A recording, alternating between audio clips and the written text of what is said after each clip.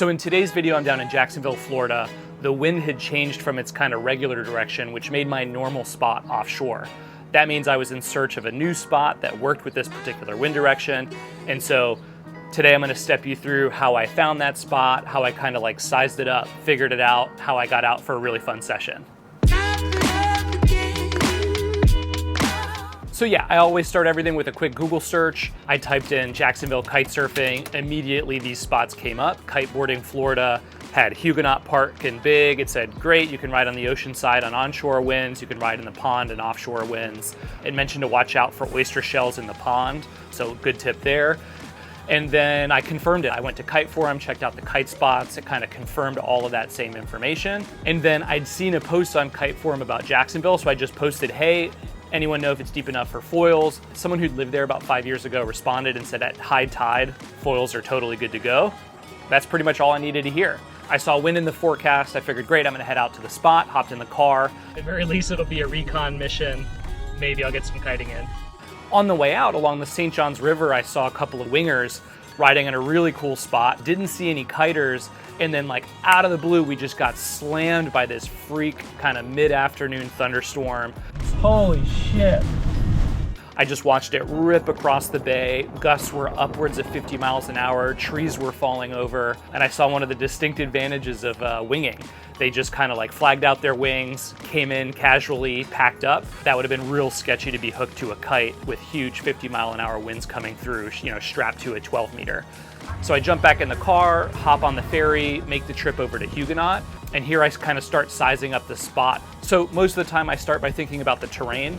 I see just upwind, there's kind of a sand dune, there's some bungalows, so some of that may be causing some gustiness in the winds. I see a road that goes right between the parking and the water, so people are launching kind of on that road, and I see poles and a chain link fence kind of all around the pond. So all things to watch out for. The next thing I'm looking for is what's it look like downwind. If I get out and the wind dies and I have to swim back, or for whatever reason gear breaks and I end up all the way at the other pond, I see a nice flat beach kind of all around the side of the pond. So worst case scenario, I can kind of walk back to where I started. Next thing I'm thinking about in my process is just, let's talk to other people. Off in the distance, I see a kite go up. So this is on the outside, closer to the beach. I walk out there. I can't find the kiter. His kite is crashed. He's taking a long swim searching for his board, but I see someone else watching him on shore, and he turns out to be a local that rides there all the time. He kind of confirms all of the information about the spot, says it's deep enough to foil, says it's a great spot to ride on the outside in offshore winds if you're confident doing that, which I wasn't. So I walk back to the spot. By the time I get there, I see a windsurfer putting his windsurf gear in. I see a kiter pumping up a kite. I see a winger on the side. And I chat with those guys. I help launch the kiter. And yet again, I just get confirmation of all of that information. The kiter said he got a huge cut on his foot last time he was here. So in my mind, I'm like, all right, I need to make sure I wear booties. And then I kind of look around and just see what else is going on with other people. And so I see a lot of people swimming.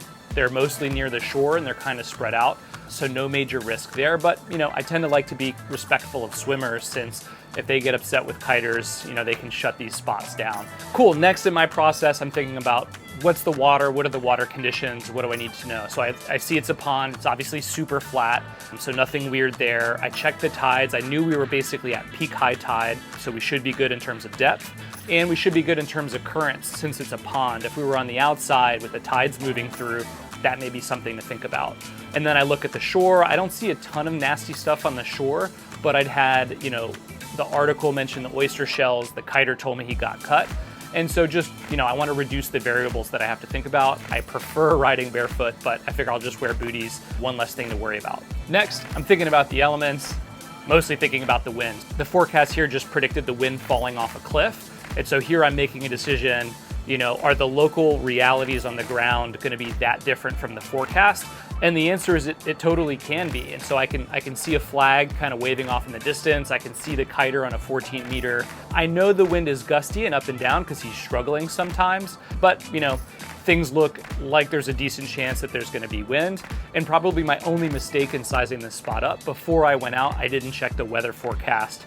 And we'll talk about that in a second. And that is why you check the forecast before you go out. Cool, so last step, thinking about the launch. I'd already seen the road, I'd already seen the poles and the chain link fence and the picnic table.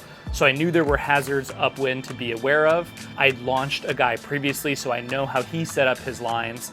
Immediately I'm thinking, great, I can put a self-launch tether on one of those poles or the picnic table.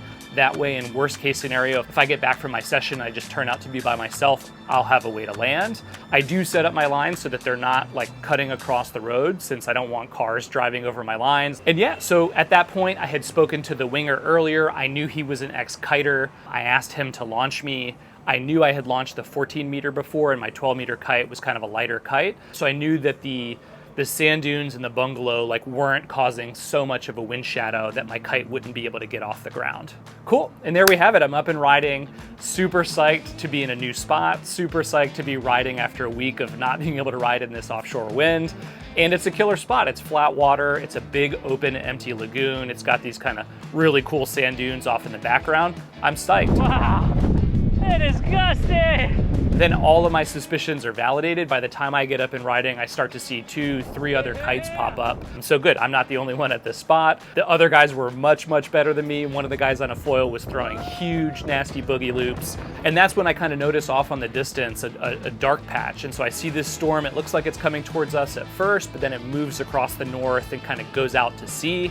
I keep riding, and then I notice there's a storm a lot closer than I expected behind me, so coming from inland straight at us, and we're actually going to be stuck between 2 storms. Hey, we got 2 storms coming in. After what I saw earlier in the day with the 50-mile-an-hour winds, I wasn't taking any risks, so I just kind of packed up early. I had a big 12-meter kite, and so I don't want to get stuck in those gusts with that. The guy ripping boogie loops, he just kept riding through the storm. His buddy swapped out the foil for a twin tip, and so I got a couple of cool, fun, big air shots for them. But yeah, that's kind of how I approach this new spot. Really fun out at Huguenot Park. For those of you who are learning, I'll be doing a bunch of follow-up videos on how to become an independent rider after lessons, and figuring out new spots is kind of part of that process. So hopefully this helps some of you just get a bit of insight in terms of how someone else thinks about it. So yeah, hopefully this was useful. If you liked it, give me a thumbs up. If you saw something I didn't see, throw it in the comments down below. And thanks for watching.